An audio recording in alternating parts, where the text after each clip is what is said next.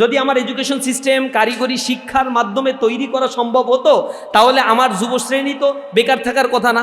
Demographic dividend সুবিধা যখন আমি পেয়েছি 2006 সাল থেকে 30 সালে শেষ হয়ে যাবে, এরপরে যদি কান্নাকাটিও করেন তাহলে একটা দেশের জন্য আর এই অর্থনীতি রিকনস্ট্রাকশন করা সম্ভব না। কারণ 2030 সালের পর থেকে গ্রাজুয়ালি এটা ডিক্লাইন হতে থাকবে। এই ডিক্লাইনটা এমন পর্যায়ে যাবে সেখানে বৃদ্ধ মানুষের পরিমাণ বাড়বে, তার মানে ডিপেন্ডেন্সি পিপলের পরিমাণ বাড়বে। রাষ্ট্র তো ডিপেন্ডেন্সি ভাতা দেয় না, তাহলে ডিপেন্ডেন্সি পিপলের পরিমাণ বাড়লে ওয়ার্কিং পিপলের উপরে এক্সট্রা প্রেশার তৈরি হবে। এই এক্সট্রা প্রেশারগুলো হচ্ছে আনএমপ্লয়েড ক্রিয়েট করবে, সাথে সাথে আমাদের মধ্যে মানসিক অস্বস্তি তৈরি করে, আবার হচ্ছে ইকোনমিকে আবার গ্রাজুয়ালি ডাউনওয়ার্ড স্লোপিংয়ের দিকে নিয়ে যায়। আপনার ডিপেন্ডেন্সি পিপলের পরিমাণ বাড়লে আপনার ইনকাম একা, কিন্তু আপনার উপর ডিপেন্ডেন্স আছে 4 জন, তখন আপনি আপনার ইনকাম দিয়ে এই 4 জনকে সার্ভাইভ করতে গেলে আপনি আপনার বেসিক নিডস ফিল আপ করতে পারবেন না। পরের জেনারেশনের জন্য কোনো কিছু আপনি সেভিংস করেও যেতে পারবেন না। অর্থনীতি গ্র্যাজুয়ালি এখানে ডিক্লাইন হতে থাকে এবং এনার্কি সিচুয়েশন তৈরি হয় সোসাইটির মধ্যে। এই সোসাইটির মধ্যে তখন হচ্ছে নিম্নবিত্ত শ্রেণী সন্ত্রাসকে বাছাই করে নেয়, লুটপাটকে বাছাই করে নেয়, কোনো একটা রাজনৈতিক আশ্রয়ের অধীনে যায় এবং সেই রাজনৈতিক শক্তিকে কুক্ষিগত করে করাপশনকে তারা তাদের হাতিয়ার হিসেবে গ্রহণ করে নেয়। ইকোনমির সাথে সোসাইটির করাপশনের অঙ্গাঅঙ্গিভাবে একটা সম্পর্ক রয়েছে। তাহলে আমার ইকোনমিকে কেন 2006 সাল থেকে রিফরমেশন করা হইল না, রিকনস্ট্রাকশন করা হইল না? যুব শ্রেণীকে ইম্পাওয়ার্ড করা হয়নি কেন? ইকোনমিক জোন তৈরি করা হয়নি কেন? বিদেশে যারা যাচ্ছে শ্রমিক হিসেবে সেই মানুষগুলোর জন্য একেবারে ফ্রি করে দাও, বিদেশে আমি লোক পাঠাবো।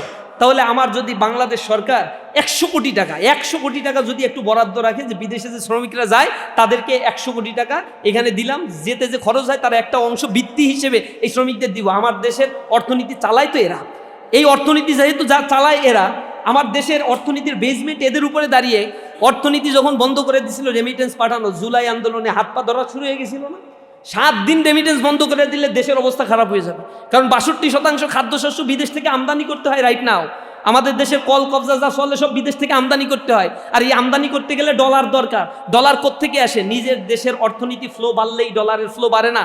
এখানে ইন্টারন্যাশনাল ট্রানজ্যাকশনের অনেক বড় বিষয় আছে, ব্যালেন্স অফ পেমেন্টের অনেক বড় বিষয় আছে। এই ব্যালেন্স অফ পেমেন্ট যখন ইমব্যালেন্স হয়ে যায় তখন দেশের ইকোনমি অস্থির অবস্থার মধ্যে দিনাতিপাত করতে থাকে। 71 সালে আমাদেরকে পাকিস্তানের শোষণ থেকে মুক্ত করেছেন। 24-এর বিপ্লবের মধ্য দিয়ে আমরা মনে করছি যে আমরা আধিপত্যবাদের গ্রাস থেকে, করাল গ্রাস থেকে কিছুটা হলেও মুক্ত হয়েছি। এখন আমাদের সামনের পথ চলা কেমন হবে এগুলো সোললি ডিপেন্ড করে আমার আপনার অ্যাক্টিভিটিসের উপর। আমরা যখন 71 নিয়ে, বাংলাদেশের মুক্তিযুদ্ধ নিয়ে আলোচনাগুলো করি, এর বিনির্মাণটা আসলে 71 থেকে স্টার্টিং করার মতো কোনো বিষয় নয়। এই উপমহাদেশের ইতিহাসের আলোচনাগুলো খুব গভীরে এর বীজটা বপন করা রয়েছে। যখন আমরা আলোচনা করব আমাদেরকে একেবারে রুট থেকে ধরে নিয়ে আসলে কজটা কি, রুট ইফেক্টটা কি ছিল, এবং এর কারণে পরবর্তীতে এখন পর্যন্ত আমার বাংলাদেশের প্রবলেমগুলো কি কারণে কিভাবে আইডেন্টিফাইড না করেই চলছে, এই জিনিসগুলো আমরা তখন জানতে পারব। আপনার যখন ঘরে আগুন লাগে, আপনি যদি এটা আইডেন্টিফাই না করেন কি কারণে ঘরে আগুন লাগলো, তাহলে বারংবার আগুনটা লাগতেই থাকবে। আপনি যদি অন্ধ হয়ে থাকেন আর অন্ধ হয়ে মানুষকে পথ দেখানোর জন্য চেষ্টা করেন, তাহলে মানুষকে পথ দেখাতে পারবেন না, নিজে সব কিছু ভূমিগতি করে দেবেন। অন্ধ মানুষ কখনো পথ দেখাতে পারে না, যতই চৌকস সে হোক না কেন। সুতরাং আমাদের কাছে যখন আমরা পথ চলব তখন ইতিহাসের সঠিক নির্মাণটা আমাদের দরকার।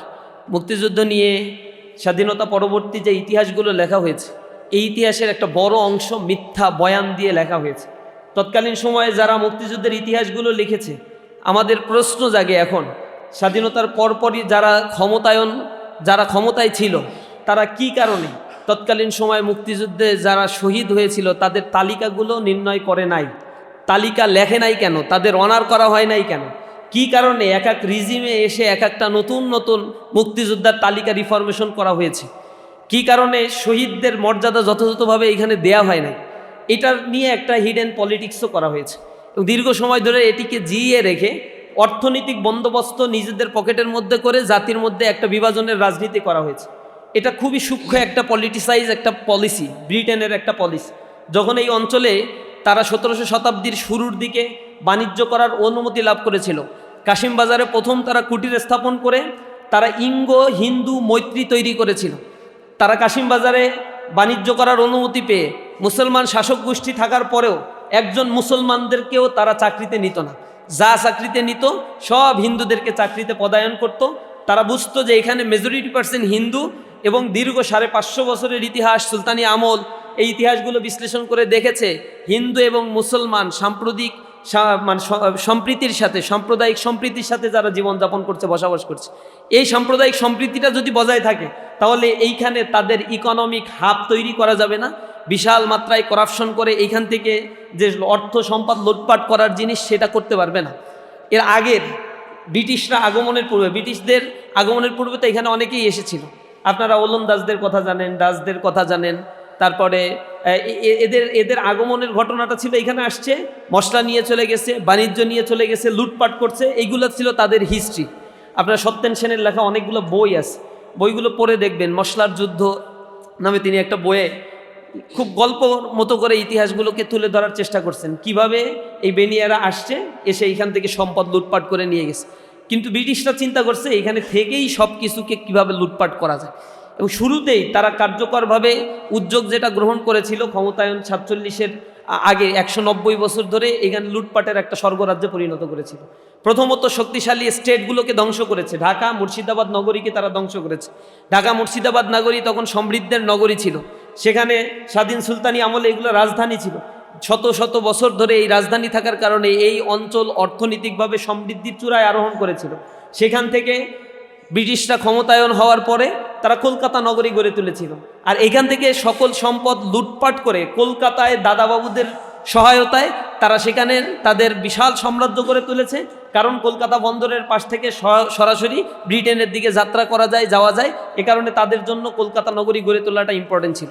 মুর্শিদাবাদ আর ঢাকা থেকে প্রচুর পরিমাণে অর্থ সম্পদ তারা লোপাট করেছিল, এবং এই লোপাট করতে গিয়ে এই অঞ্চলে যে দুর্ভিক্ষ হয়েছিল, যেটা 76-এর মনোত্তর হিসেবে আপনারা জানেন, 1176 সালে এই জিনিসটা ঘটেছিল 1770 সালে, অর্থাৎ 1757 থেকে 1770, 13 বছরের ব্যবধানে এই অঞ্চলে এত দুর্ভিক্ষ হলো যে দুর্ভিক্ষে এখানে 1/3 পিপল মারা গেল, 1/3।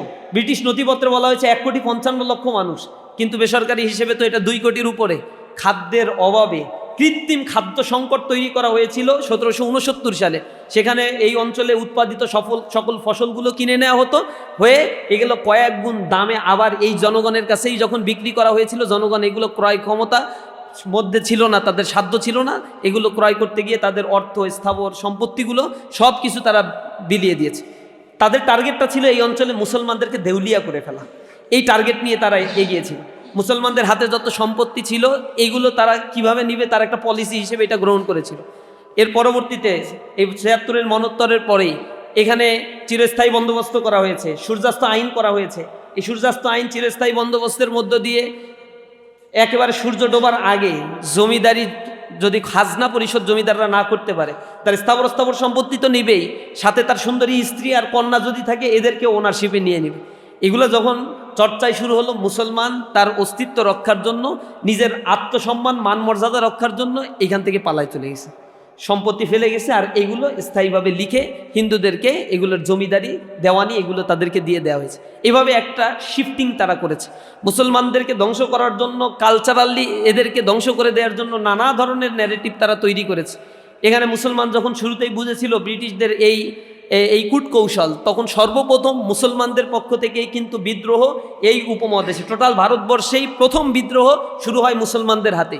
সেটা হচ্ছে ফকির সন্ন্যাসী বিদ্রোহ, যেটা ফকির মজনু শাহের নেতৃত্বে শুরু করা হয়েছিল 1763 সালে। এরপর থেকে ফকির সন্ন্যাসীরাও এখানে যুক্ত হয়েছিল। অল্প কিছু মানুষ নিয়ে এইটা গঠিত হলেও পরবর্তীতে হাজার হাজার মানুষ এখানে অংশগ্রহণ করেছিল তাদের অস্তিত্বের লড়াই। এর পরবর্তীতে ফকির সন্ন্যাসী বিদ্রোহ দমন করার জন্য নির্বিচারে হত্যাকাণ্ড চালানো হয়েছিল, নির্বিচারে তাদেরকে এক জায়গা থেকে আরেক জায়গায় দেশান্তরিত করা হয়েছিল। এভাবে করে দমন করার চেষ্টা করা হয়েছে, কিন্তু একের পর এক আন্দোলন দানা বেঁধে উঠেছে। মুসলমানরা এখানে আন্দোলনের জন্য নেতৃত্ব দিয়েছে। আপনারা ইন্ডিয়ান গেটে দেখবেন সেখানে বিপ্লবীদের নাম অঙ্কিত রয়েছে। এই অঞ্চলে 30% ছিল মুসলমান, 70% ছিল হিন্দু। কিন্তু এই ব্রিটিশ বিরোধী আন্দোলন করতে গিয়ে 62% হচ্ছে মুসলমান শাহাদাত বরণ করেছে, আর বাদবাকি 38% হচ্ছে হিন্দু মৃত্যুবরণ করেছিল। এই যে বিশাল একটা অংশ, মুসলমানের সংখ্যা কম হলেও ব্রিটিশ বিরোধী আন্দোলনে মুসলমানরা ছিল অগ্রসেনানীর ভূমিকায়। কিন্তু 1857 সালে যখন রানীর শাসন এই অঞ্চলে কায়েম হলো, অর্থাৎ এখানে সিপাহী বিদ্রোহের পর থেকে স্থায়ীভাবে ইসলামকে ধ্বংস করার জন্য নিজেদের আইন, নিজেদের বিচার, নিজেদের অর্থ ব্যবস্থা, রাষ্ট্র ব্যবস্থা এগুলো কায়েম করার জন্য তারা এখানে 1857 সালে একেবারে রানীর শাসন কায়েম করে দিল। এরপর থেকেই আইন তৈরি করলো তাদের মতো করে। আপনারা যে কয়টা বেয়ার অ্যাক্ট দেখেন বাংলাদেশের, 7টা বেয়ার অ্যাক্টের সবগুলোই হচ্ছে ব্রিটিশদের 1867 পর থেকে, 1857 পর থেকে 1906, 1908 এরকম সালগুলোতে এই আইনগুলো করা, যে আইনের উপরে এখনো পর্যন্ত আমাদের দেশের বিচার ফয়সালাগুলো চলছে। তো 190 বছরের শোষণের ইতিহাস, নিষ্পেষণের ইতিহাস নিঃসন্দেহে অনেক ট্রমার সৃষ্টি করেছে এই অঞ্চলের মানুষদের উপরে। মুসলমানরা দীর্ঘ একটা ক্ষতর মধ্য দিয়ে জীবনযাপন করছিল, তাদের মধ্যে সাম্প্রদায়িক দাঙ্গা বাঁধিয়ে দেওয়া হয়েছিল। এখানে অসংখ্য দাঙ্গার ঘটনা ঘটেছে 1943, 44, 45, 46, 47-এ। সেখানে যে রায়টগুলো হয়েছে, নোয়াখালী দাঙ্গা হয়েছে, সালিম দাঙ্গা হয়েছে, এই দাঙ্গায় হাজার হাজার মানুষ, ইভেন 1947 সালে দেশ বিভাজনের পরেও যে দাঙ্গায় লাখ লাখ মানুষের বাস্তুচ্যুত হয়েছে এবং হাজার হাজার মানুষ তাদেরকে হত্যা করা হয়েছে শুধু হিন্দু হওয়ার কারণে আর মুসলমান হওয়ার কারণে। মুসলমানরা হিন্দুদের মারছে, হিন্দুরা মুসলমানদেরকে মারছে। এগুলো চলছে, একটা মৎসন্যায় একটা সিচুয়েশন তখন ক্রিয়েট করা হয়েছিল। এরকম পরিস্থিতিতে আসলে শাসন ক্ষমতা কিভাবে ডিভাইড হবে, শাসন ক্ষমতা কারা গ্রহণ করবে, কিভাবে চলবে, এটা একটা বিতর্কের বিষয় ছিল, ম্যাটার অফ ডিবেট। এই জায়গা থেকে তখন মুসলমানরা মনে করত মুসলমানদের একটা ইউনিটি দরকার নিজেদের নিরাপত্তার জন্য, মুসলমানদের নিজস্ব স্বকীয়তা দরকার নিজের এবাদাতের জন্য, নিজের জাতিসত্তাকে চেনার জন্য। তখন মুসলমান নিজেদের মতো করে চিন্তা করা শুরু করলো। 1947 সালে আসলো, দেশ বিভক্তির পরে কোন অংশটুকু কার ভাগে যাবে। তখন কিন্তু কংগ্রেস বসে একটা সলা পরামর্শ করে নিজেদের মতো করে একটা এজেন্ডা সেট করেছে। সেই এজেন্ডার মধ্যে কংগ্রেস মিটিংয়ে বসে বল্লভভাই প্যাটেল, গান্ধী এবং জওহরলাল নেহেরু এই 3 জন ব্যক্তি বসে হিসাব কিতাব করছে 1905 সালে যে বঙ্গভঙ্গ করা হয়েছিল, এই বঙ্গভঙ্গের বিরোধিতা কিন্তু এই কংগ্রেস করেছিল, আন্দোলন করেছিল, বঙ্গভঙ্গ রদ করতে বাধ্য করেছিল। যদিও বঙ্গভঙ্গ এক ইন্টেনশন নিয়ে করা হয়েছিল, কিন্তু এর মানে ইম্প্যাক্টটা এই বঙ্গপ্রদেশে বা বাংলাদেশের এই অঞ্চলে সবচেয়ে বেশি পড়েছিল, যার ফলে মুসলমানরা পরবর্তীতে এটাকে সাপোর্ট করেছিল, কিন্তু কংগ্রেসের তীব্র আন্দোলনে এটাকে স্থগিত করতে বাধ্য হয়েছিল। যার ফলশ্রুতিতে হিন্দুরা প্রচণ্ড খুশি হয়েছিল, রবি ঠাকুর খুশি হয়েছিল, খুশি হয়ে জনগণ মন অধিনায়ক জয় হে ভারত ভাগ্য বিধাতা এরকম গান টান রচনা করে সে খুব অভিবাদন জানিয়েছিল। ব্রিটিশদের তোষণ নীতি তারা গ্রহণ করেছিল, এগুলো তো ইতিহাসের পাতায় লেখা আছে।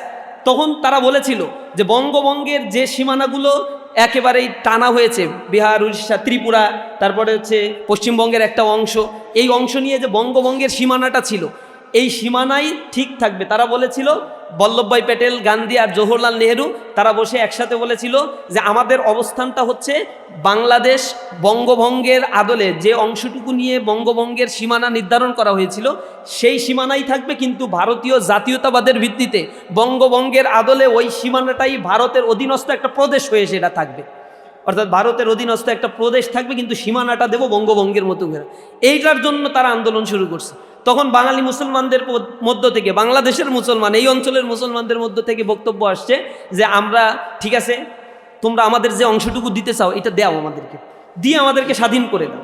তখন তারা বলছে না না, স্বাধীনতা তো দিব না, 47-এ আমরা স্বাধীনতা চেয়েছি কিন্তু স্বাধীনতা তারা দেবে না আমাদেরকে। তখন বলা হয়েছিল, বাংলার মুসলমানরা বলেছিল যে ঠিক আছে, পশ্চিমবঙ্গেও তো বিশাল একটা এরিয়া, এই অঞ্চলেও তো বাঙালিরা থাকে, তো যেহেতু আমরা বাঙালি জাতি হব, তো বাঙালি জাতীয়তার ভিত্তিতে ভাগবাটোয়ারা যদি হয় তাহলে ওই পশ্চিমবঙ্গের ওই সীমানা, ত্রিপুরার ওই সীমানা, তারপরে এই বঙ্গপ্রদেশের, বাংলাদেশের এই সীমানা, এই সব মিলে একটা বঙ্গপ্রদেশ করে দাও আমাদের। হিন্দুরা হিসাব কিতাব করে দেখলো যে এইরকম যদি করা হয় তাও এই অঞ্চলে মুসলমানের সংখ্যাটা থাকবে বেশি। তখন তারা বলছে যে না না, আমরা ভারতের সাথে থাকবো। তখন মুসলমানরা, এই অঞ্চলের মুসলমানরা বলেছিল, তোমরা তোমাদের ধর্মকে প্রায়োরিটি দিয়ে ভারতের সাথে থাকতে চাও, তাহলে আমরা মুসলমান কেন আমাদের ধর্মকে প্রায়োরিটি দিয়ে আমরা ইউনিক থাকতে পারবো না? তখন তারা দেখেছিল যদি আমরা ডিভাইড হয়ে যাই তাহলে ভারত আমাদেরকে ডিভাইড থাকতে দেবে না, আমাদের স্বাধীনতাকে স্বীকার করবে না, আমাদেরকে দখল করে নিবে। ভারতের মধ্যে এই চরিত্র বাংলার মুসলমানরা তখন দেখে ফেলেছিল।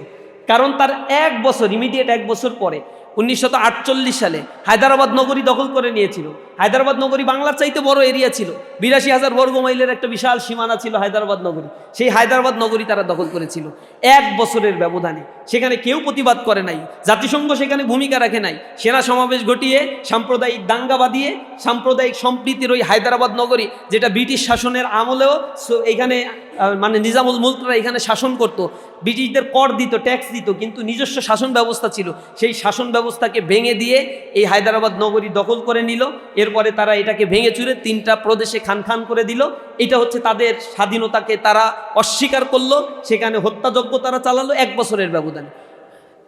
গোয়া দখল করছে তারা, মানবাদর দখল করছে, এগুলো তো তারা দখল করছে। এর পরবর্তীতে সিকিম তাদের টার্গেটে ছিল। তারা একটা কল্পনা করত, নেহেরু ডক্ট্রিনের অধীনে টোটাল ভারতবর্ষটা তাদের গ্রাসে নিয়ে আসতে হবে। এই ভারতবর্ষের বিশাল এরিয়া তাদের দখলে থাকবে এবং আশেপাশের রাষ্ট্রগুলোর সাথে তাদের সম্পর্কটা হবে মনিব আর দাসের সম্পর্ক। এই সম্পর্ক তৈরি করার জন্য দীর্ঘ পরিকল্পনার অংশ হিসেবে গোয়া, মানবাদর, এরপরে হায়দ্রাবাদ নগরী, সিকিম, এই জায়গাগুলো তারা ধারাবাহিকভাবে দখল করেছিল। সিকিমকে দখল করতে তারা কনস্পাইরেসির আশ্রয় নিয়েছিল। 1978 সালে এসে সিকিম দখল করেছিল তারা। এই কনস্পাইরেসির পার্ট হচ্ছে তারা তাদের মতো করে একজন পলিটিশিয়ানকে সিলেক্ট করছে, যে পলিটিশিয়ান তাদের পারপাস সার্ভ করবে। তাদেরকে এখানে অস্ত্র দিছে, অর্থ দিছে, বুদ্ধি দিছে। সেটার নাম তো আপনারা সবাই জানেন, লেন্দুক দর্জি। এই লোকটাকে দিয়ে তারা ডেমোক্রেসি চর্চার নাম করে তৎকালীন সময়ের সিকিমের যারা রাজা ছিল তাদের এগেইনস্টে তারা এদেরকে দাঁড় করিয়েছিল। তারা আন্দোলন করেছে, নির্বাচন দিয়েছে। নির্বাচনে যখন জনগণ তাদের এই কূট বুদ্ধি বুঝতে পারে নাই, তখন লেন্দুক দর্জিকে ভোট দিয়েছিল। অধিকাংশ ভোটে লেন্দুক দর্জি বিজয় অর্জন করেছে। কিন্তু হঠাৎ করে মানে নির্বাচনের পরপরই সেখানে সিকিমে গিয়ে চারিদিক দখল করে ফেলা হয়েছে, সেনাবাহিনীর সমাবেশ ঘটানো হয়েছে, সিকিমটাকে দখল করা হয়েছে। এরপরে গিয়ে সেখানে লেন্দুক দর্জিকে পদ্মভূষণ পুরস্কার দেওয়া হয়েছে, তাকে ওই প্রদেশের প্রধান বানানো হয়েছে। 14 সাল পর্যন্ত লেন্দুক দর্জি জীবিত ছিল, লাঞ্ছিত জীবনযাপন করছে তারা। মানুষ থুতু মারছে একে, এর কথা শুনলেই মানুষ আর মানে আস্থা রাখতো না নেতাদের উপরে। এটাই ছিল ভারতবর্ষের ইতিহাসগুলো। তারা তো সব দখল করছে, কিন্তু বাংলা দখল করতে পারে নাই। এটা ছিল তাদের একটা কনস্পাইরেসি। 47 সালে যে দেশটা স্বাধীন হওয়ার কথা, এটা অকল্পনীয় একটা বিষয়। বাংলাদেশের যে সীমানা, সেই সীমানার সাথে পাকিস্তানের সীমানা 1000 মাইল দূর থেকে একটা দেশকে, একটা প্রদেশকে পরিচালনা করা ইম্পসিবল একটা বিষয়। মুসলিম সেন্টিমেন্ট নিয়ে 47 সালে যখন গণভোট করা হয়েছিল এই রেফারেন্ডামে, সেখানে যারা ভোট দিতে পারত 5 লক্ষ মানুষ সম্ভবত সেখানে ভোটাধিকার ছিল তাদের। তার মধ্যে অধিকাংশই যারা ভোট দিয়েছিল তার 99% মানুষ হচ্ছে পাকিস্তানের পক্ষে। তারা এই যে মানে মুসলিম জাতীয়তাবাদকে ওন করে পাকিস্তানের পক্ষে তারা ভোট দিয়েছিল। পাকিস্তান তো এমন না যে আমাদেরকে দখল করে নিয়েছিল, কারণ ভারতের অবস্থানের কারণে এই অঞ্চলের মানুষ বুঝেছিল তার নিজস্ব মুসলিম জাতিসত্তাকে ধরে রাখার জন্য আর কোনো উপায় আমাদের নাই, এটাই আমাদেরকে বেস্ট অপশন হিসেবে বাছাই করতে হবে। এরপর থেকে পাকিস্তানের শাসক গোষ্ঠী 2টা ভাগে বিভক্ত ছিল। একটা হচ্ছে গণতান্ত্রিক পাকিস্তান, আর একটা হচ্ছে সেনা শাসনের পাকিস্তান। সেনা শাসনের পাকিস্তানের শাসক গোষ্ঠী যারা ছিল, এরা ছিল চরম অথর্ব। এরা হচ্ছে রাজনৈতিকভাবে দেউলিয়াত্মপনা তাদের ভিতরে দেখা গিয়েছে। এরা হচ্ছে বৈষম্য করেছে, বোধ পাকিস্তানের জনগোষ্ঠীর মধ্যে একটা বিভাজনের রাজনীতি তারা করেছে, শোষণ করেছে, নির্যাতন করেছে, নিষ্পেষণ করেছে। এগুলো ন্যাচারাল বিষয় ছিল পাকিস্তানের জন্য। এর কারণে বাংলাদেশের মানুষ ফুঁসে উঠেছে, আর পেছন দিক থেকে ফুয়েল দেওয়া হয়েছে। এই ফুয়েল দেওয়ার কারণে, ফুঁসে ওঠার কারণে সামগ্রিকভাবে একটা বিপ্লব সংগঠিত হয়েছে এই অঞ্চলে। এখানে কৃষক, মজুর, দিন মজুর, খেটে খাওয়া মানুষগুলো রাস্তায় নেমেছে। যখন 10 এপ্রিল 1971 সালে ঘোষণা করা হয়েছিল একটা ঘোষণাপত্র, মুক্তিযুদ্ধ কোন ভিত্তিতে হবে, এরপরে 17 এপ্রিল সেটা ঘোষণা করা হয়েছে, অস্থায়ী রাষ্ট্রপতি ঘোষণা করা হয়েছে, সেখানে একটা সরকার গঠন করা হয়েছে। সেই ঘোষণাপত্রে বলা ছিল আমরা মুক্তিযুদ্ধের ডাক দিচ্ছি সাম্য, মানবিক মর্যাদা আর সামাজিক ন্যায় বিচার প্রতিষ্ঠার জন্য। সুতরাং যার যা কিছু আছে সবাই সব কিছু নিয়ে রাস্তায় নেমে পড়ে। তখন সাধারণ জনতা, আপামর জনতা রাস্তায় নেমে এসেছিল। যেমনি জুলাইয়ে আপনারা চাক্ষুষ সাক্ষী, 71 আমি দেখি নাই, কিন্তু কিছুটা আজ করি জুলাইকে কেন্দ্র করে। জুলাইকে অনেকেই বিক্রি করে নিজেদের মতো করে পকেট বাণিজ্য, ব্যবসা বাণিজ্য, রাজনীতি এগুলো তো করতেছে। এগুলোকে নিয়ে ব্যবসা বাণিজ্যের তো কোনো শেষ নাই। 71কে নিয়েও তখন ব্যবসা বাণিজ্যের এই দৃষ্টান্তগুলো কমতি নাই। যে কারণে জনগণ নেমেছিল, সেই জনগণকে তার যে ঘোষণাপত্রের যে ম্যান্ডেট, সেইগুলোকে তারা ওভারলুক করে পরবর্তীতে বাংলাদেশে তারা কায়েম করেছিল বাকশাল। বাংলাদেশে দুর্ভিক্ষ সৃষ্টি করেছিল। এখানে একাধিকবার সংবিধানে কাটাছেঁড়া করা হয়েছে, একাধিকবার এখানে স্বৈর শাসনের আবির্ভাব ঘটেছে, সেনা শাসনের আবির্ভাব ঘটেছে। এটা কি কারণে করা হয়েছে? এটা তো একটা কনস্পাইরেসির পার্ট হিসেবে ধারাবাহিকভাবে এই বাংলাদেশকে এক অকার্যকর রাষ্ট্রে পরিণত করার জন্য চেষ্টা করা হয়েছে।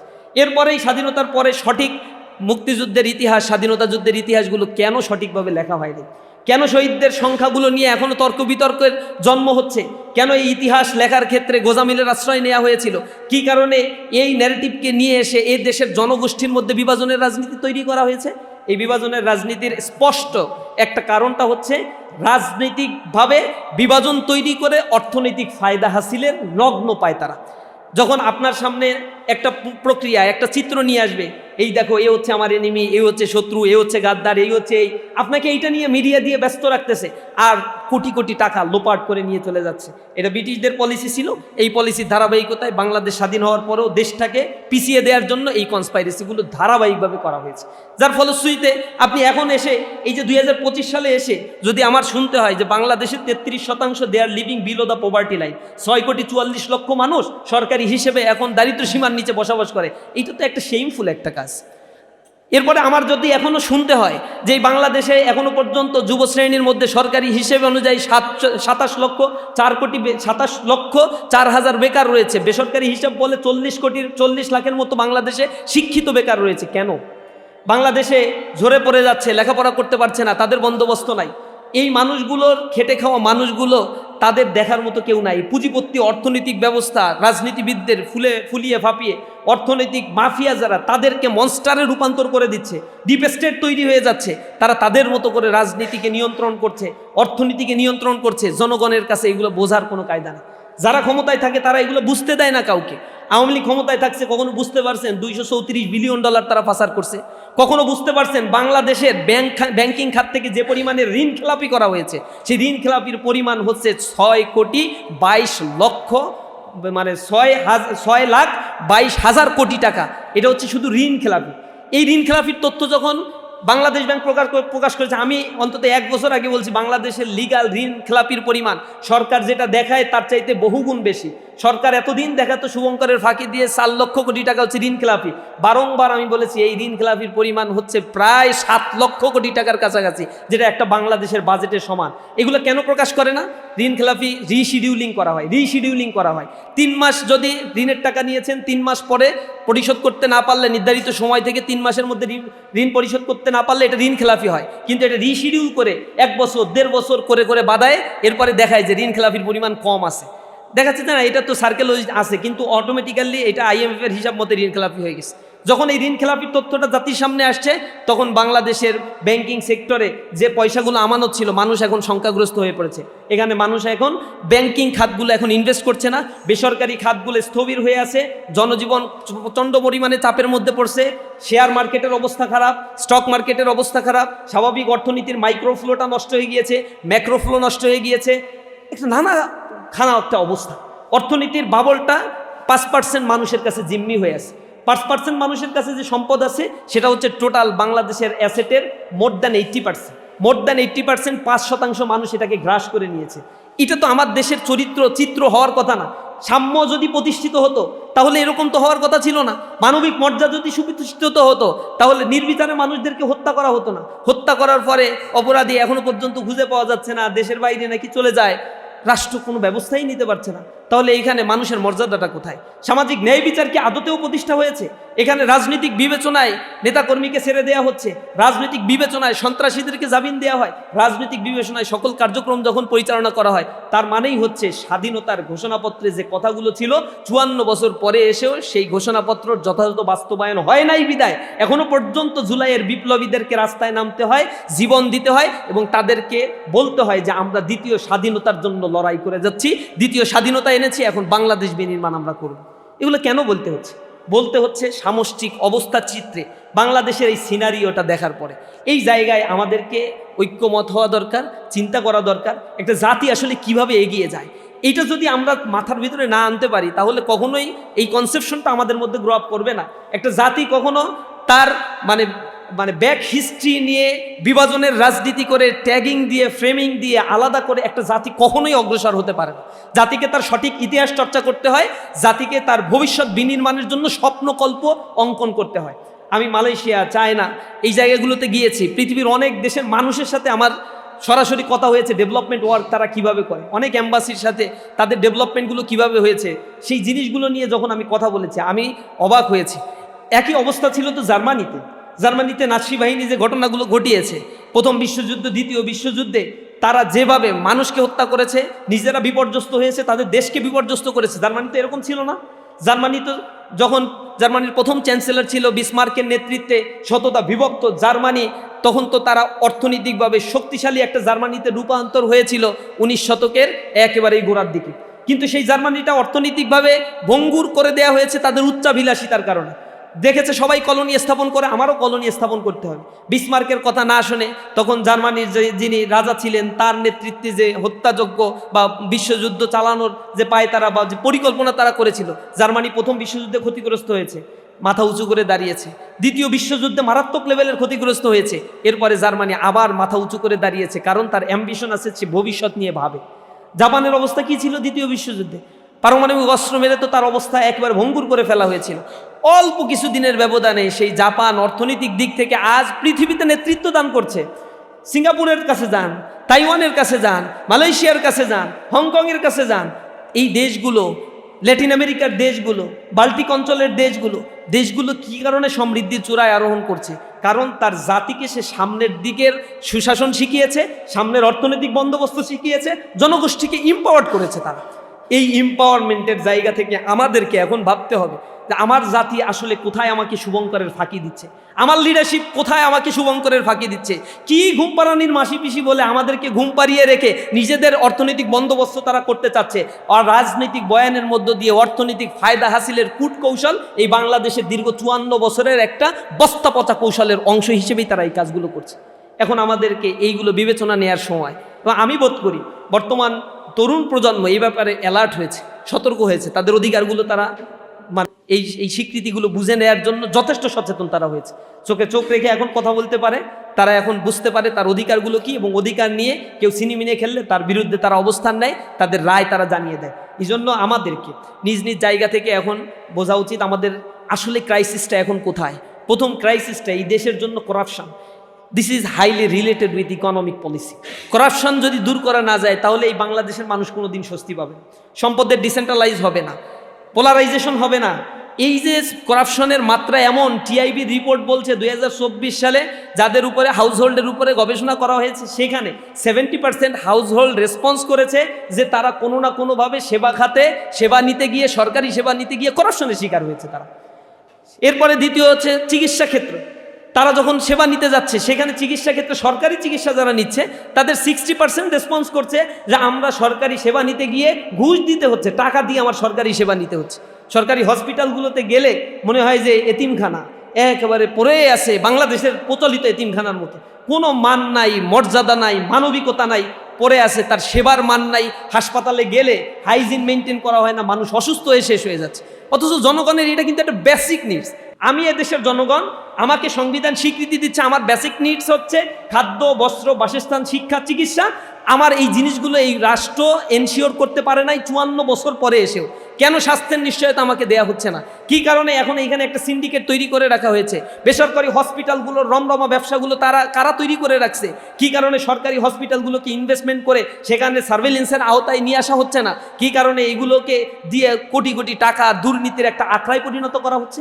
এই সেবা খাতে দুর্নীতির পরিমাণ টিআইবি হিসাব করছে, এই হিসাবটা মিনিমাম হিসাব, 10,000 কোটি টাকা নাকি পার ইয়ার এখানে করাপশন হচ্ছে। এত করাপশন কারা করছে? এই স্পিড মানিগুলো জনগণ দিচ্ছে। কোন জনগণ দিচ্ছে? এগুলো তো ডিসিএসপিরা দেয় না, এগুলো সমাজের উচ্চবিত্তরা দেয় না, কারণ উচ্চবিত্তরা বেসরকারি হসপিটালগুলোতে সেবা নেয়। তার মানে এই করাপশনের সাথে জড়িত হচ্ছে সরকারি কর্মকর্তারা, আর যাদের কাছ থেকে করাপশন করা হচ্ছে এগুলো সমাজের অর্থনৈতিক দিক থেকে যারা সাপ্রেসড হয়, অর্থনৈতিক দিক থেকে যারা মিডিল ক্লাসে অবস্থান করে, এই মানুষগুলো তাদের ন্যূনতম স্বাস্থ্যসেবাগুলো পায় না। তাহলে আমার জনগণের স্বাধীনতার কতটুকু স্বাদ আমি এখানে পাচ্ছি? করাপশন তো আমাকে সব ধ্বংস করে ফেলছে। এরপরে আমার মাদক একটা বড় রিজনেবল একটা কজ হয়ে দাঁড়িয়েছে। যে পরিমাণে মাদক এই অঞ্চলে ঢুকছে, কোটি কোটি মাদক, ভয়ঙ্কর মাদক আইস ঢুকছে, ইউনিভার্সিটিগুলোর জায়গা, আশেপাশের জায়গাগুলো মাদকের অভয়ারণ্যে পরিণত হয়েছে। আমার ইউনিভার্সিটিতে পড়াকালীন সময় আমরা জানতাম যে একটা টিম আছে ইউনিভার্সিটিতে, এ হচ্ছে মাদকের ব্যবসার সাথে জড়িত, এগুলো ওই কাজই করে, এবং এগুলো হচ্ছে আমাদের ক্যাফেটেরিয়া বা ইসের পাশে এগুলো বসে থাকবে, এগুলার একটা কমিউনিটি আছে, মানে এটা জানা ওপেন সিক্রেট। বিশ্ববিদ্যালয়ের প্রশাসন জানে কিন্তু কোনো ব্যবস্থা নেবে না তারা। এই সিন্ডিকেটটা তারা লালন পালন করে। বিশ্ববিদ্যালয়ের প্রশাসন যেমন লালন পালন করে, এর ভিতরে তার একটা গোষ্ঠী আছেই। এটা আপনারা দেখছেন যখন মাদক উচ্ছেদ অভিযান চালানো হয় তখন কি পরিমাণে আতে ঘা লাগছে। কারণ হচ্ছে এখান থেকে উচ্ছেদ করে দিলে তো আর মাদক ব্যবসা বন্ধ হবে না সরকার ব্যবস্থা না নিলে, একটু দূর থেকে তাদের কিনে নিয়ে আসতে হবে। এটাই হচ্ছে তাদের গাত্রদাহের সমস্যা, যে এত দূর থেকে কিনে নিয়ে এসে মাদক সেবন করা এটা একটা মানে মানবাধিকার লঙ্ঘন। এই মানবাধিকার লঙ্ঘন নিয়ে এখন আন্দোলন করতেছে। মাদক একটা জাতিকে শেষ করে দেয়, একটা সমাজ একটা পরিবারকে শেষ করে দিচ্ছে, কিন্তু মাদকের বিরুদ্ধে প্রতিবাদ করতে গেলে প্রতিরোধের মুখোমুখি হতে হয়। এটা হচ্ছে লজ্জাস্কর একটা সোসাইটিতে আমরা এখন পর্যন্ত আছি। এই সমাজের বড় প্রবলেমটা হচ্ছে ইকোনমিক ডিসেন্ট্রালাইজেশন নাই, ইকোনমিক্যালি ইয়াং জেনারেশনকে এম্পাওয়ার্ড করা হয় না। এখানে এডুকেশন একটা হিজিমনির মধ্য দিয়ে বড় করা হচ্ছে। এই হিজিমনিটা হচ্ছে একেবারে ভারতীয় হিজিমনির আদলে আমাদের ইকোনমিক সিস্টেমটাকে ডেভেলপ করা হয়েছে, আমাদের এডুকেশন সিস্টেমটাকে ডেভেলপ করা হয়েছে। যদি আমার এডুকেশন সিস্টেম কারিগরি শিক্ষার মাধ্যমে তৈরি করা সম্ভব হতো তাহলে আমার যুবশ্রেণী তো বেকার থাকার কথা না। ডেমোগ্রাফিক ডিভিডেন্ড সুবিধা যখন আমি পেয়েছি 2006 সাল থেকে 30 সালে শেষ হয়ে যাবে, এরপরে যদি কান্নাকাটিও করেন তাহলে একটা দেশের জন্য আর এই অর্থনীতি রিকনস্ট্রাকশন করা সম্ভব না। কারণ 2030 সালের পর থেকে গ্রাজুয়ালি এটা ডিক্লাইন হতে থাকবে। এই ডিক্লাইনটা এমন পর্যায়ে যাবে সেখানে বৃদ্ধ মানুষের পরিমাণ বাড়বে, তার মানে ডিপেন্ডেন্সি পিপলের পরিমাণ বাড়বে। রাষ্ট্র তো ডিপেন্ডেন্সি ভাতা দেয় না, তাহলে ডিপেন্ডেন্সি পিপলের পরিমাণ বাড়লে ওয়ার্কিং পিপলের উপরে এক্সট্রা প্রেশার তৈরি হবে। এই এক্সট্রা প্রেশারগুলো হচ্ছে আনএমপ্লয়েড ক্রিয়েট করবে, সাথে সাথে আমাদের মধ্যে মানসিক অস্বস্তি তৈরি করে, আবার হচ্ছে মানে ইকোনমিকে আবার গ্রাজুয়ালি ডাউনওয়ার্ড স্লোপিংয়ের দিকে নিয়ে যায়। মানে আপনার ডিপেন্ডেন্সি পিপলের পরিমাণ বাড়লে আপনার ইনকাম একা, কিন্তু আপনার উপর ডিপেন্ডেন্স আছে 4 জন, তখন আপনি আপনার ইনকাম দিয়ে এই 4 জনকে সার্ভাইভ করতে গেলে আপনি আপনার বেসিক নিডস ফিল আপ করতে পারবেন না, পরের জেনারেশনের জন্য কোনো কিছু মানে আপনি সেভিংস করেও যেতে পারবেন না। অর্থনীতি গ্র্যাজুয়ালি এখানে ডিক্লাইন হতে থাকে এবং এনার্কি সিচুয়েশন তৈরি হয় সোসাইটির মধ্যে। এই সোসাইটির মধ্যে তখন হচ্ছে নিম্নবিত্ত শ্রেণী মানে সন্ত্রাসকে বাছাই করে নেয়, লুটপাটকে বাছাই করে নেয়, কোনো একটা রাজনৈতিক আশ্রয়ের অধীনে যায় এবং সেই রাজনৈতিক শক্তিকে কুক্ষিগত করে করাপশনকে তারা তাদের হাতিয়ার হিসেবে গ্রহণ করে নেয়। ইকোনমির সাথে সোসাইটির করাপশনের অঙ্গাঅঙ্গিভাবে একটা সম্পর্ক রয়েছে। তাহলে আমার ইকোনমিকে কেন 2006 সাল থেকে রিফরমেশন করা হইল না, রিকনস্ট্রাকশন করা হইল না? যুব শ্রেণীকে ইম্পাওয়ার্ড করা হয়নি কেন? ইকোনমিক জোন তৈরি করা হয়নি কেন? বিদেশে যারা যাচ্ছে শ্রমিক হিসেবে সেই মানুষগুলোর জন্য একেবারে ফ্রি করে দাও, বিদেশে আমি লোক পাঠাবো। তাহলে আমার যদি বাংলাদেশ সরকার 100 কোটি টাকা যদি একটু বরাদ্দ রাখে যে বিদেশে যে শ্রমিকরা যায় তাদেরকে 100 কোটি টাকা এখানে দিলাম, যেতে যে খরচ হয় তার একটা অংশ বৃত্তি হিসেবে এই শ্রমিকদের দিব। আমার দেশের অর্থনীতি চালায় তো এরা, এই অর্থনীতি যেহেতু যা চালায় এরা, আমার দেশের অর্থনীতির বেসমেন্ট এদের উপরে দাঁড়িয়ে অর্থনীতি যখন বন্ধ করে দিয়েছিল রেমিটেন্স পাঠানো, জুলাই আন্দোলনে হাত পা ধরা শুরু হয়ে গেছিল না? 7 দিন রেমিটেন্স বন্ধ করে দিলে দেশের অবস্থা খারাপ হয়ে যাবে। কারণ 62% খাদ্যশস্য বিদেশ থেকে আমদানি করতে হয় রাইট নাও। আমাদের দেশের কল কবজা যা চলে সব বিদেশ থেকে আমদানি করতে হয়, আর এই আমদানি করতে গেলে ডলার দরকার। ডলার কোত্থেকে আসে? নিজের দেশের অর্থনীতি ফ্লো বাড়লেই ডলারের ফ্লো বাড়ে না। এখানে ইন্টারন্যাশনাল ট্রানজ্যাকশনের অনেক বড় বিষয় আছে, ব্যালেন্স অফ পেমেন্টের অনেক বড় বিষয় আছে। এই ব্যালেন্স অফ পেমেন্ট যখন ইমব্যালেন্স হয়ে যায় তখন দেশের ইকোনমি অস্থির অবস্থার মধ্যে দিনাতিপাত করতে থাকি। এটা একটা মারাত্মক রকমের একটা ভিসিয়াস সার্কেল, একটা দুষ্ট একটা চক্র। বাংলাদেশের ইকোনমিটা solely ডিপেন্ড করে আরএমজি সেক্টরের উপরে, solely ডিপেন্ড করে রেমিটেন্স সেক্টরের উপরে। এখন রেমিটেন্স সেক্টরটাকে পঙ্গু করে দেওয়ার জন্য অথবা এটা লাগাম টেনে ধরার জন্য তো কনস্পাইরেসি দীর্ঘ সময় ধরে চলছে, ব্যাংকিং চ্যানেলে চলছে। আপনারা জানেন বাংলাদেশে $30 বিলিয়ন রেমিটেন্স আসে ব্যাংকিং চ্যানেল দিয়ে, অন্তত $25 বিলিয়ন রেমিটেন্স আসে এই হুন্ডি বাট্টার মধ্য দিয়ে। এই $25 বিলিয়ন যদি ব্যাংকিং চ্যানেল থেকে আসতো তাহলে অসাধু ব্যবসায়ীরা যে টাকা পাচার যেগুলো হয় এগুলো বন্ধ হয়ে যেত, দেশের টাকা দেশে থাকতো। দেশের টাকা দেশে মোবিলাইজ হওয়া মানে এখানে এমপ্লয়মেন্ট ক্রিয়েট হওয়া, ইয়াং জেনারেশন আরও বেশি এম্পাওয়ার্ড হওয়া। কিন্তু সেই জিনিসগুলো আমরা দেখতে পাই না অর্থনৈতিক পলিসির মধ্যে। মানিটারি পলিসি নাই, ফিসক্যাল পলিসি নাই। এইখানে রাজনীতিবিদরা যেগুলো হচ্ছে এখানে অর্থ মন্ত্রণালয়ে দায়িত্ব পালন করে, অর্থ মন্ত্রণালয়ে যে সচিব থেকে শুরু করে নিচের দিকে যারা আছে সবাই করাপশনের সাথে জড়িত। সুতরাং কোন ইন্ডিকেটরে কোন দিকে কি গুরুত্ব দিতে হবে এই জিনিসগুলোকে তারা সঠিকভাবে আইডেন্টিফাই করতে পারলেও কোনো ধরনের মেজারমেন্ট তারা নেয় না। মেজারমেন্ট না নেওয়ার পিছনে একমাত্র কারণ হচ্ছে এখানে একটা বিশাল অংশের টাকা তাদের পকেটে যায়, এগুলো তারা নিয়ন্ত্রণ করতে পারে না। প্রতি বছরই ব্ল্যাক মানি হোয়াইট করার সুযোগ দেওয়া হয়। কেন ব্ল্যাক মানি হোয়াইট করার সুযোগ দেব? অবৈধভাবে টাকা পাচার করছে আর তুমি এটা হোয়াইট করার জন্য অফার দিয়ে দাও। অফার দিলে কয় টাকা হোয়াইট করে? কেউ হোয়াইট করে না। সবসময়ের জন্যই এই সুযোগ সুবিধা, তার মানে এই রাষ্ট্র জাতিগতভাবে একটা করাপশনের মধ্য দিয়ে যেতেই তারা পছন্দ করে। এখন এইগুলো নিয়ে তো সচেতনতা আমাদেরকে করা হয় না, যুবশ্রেণীকে করা হয় না।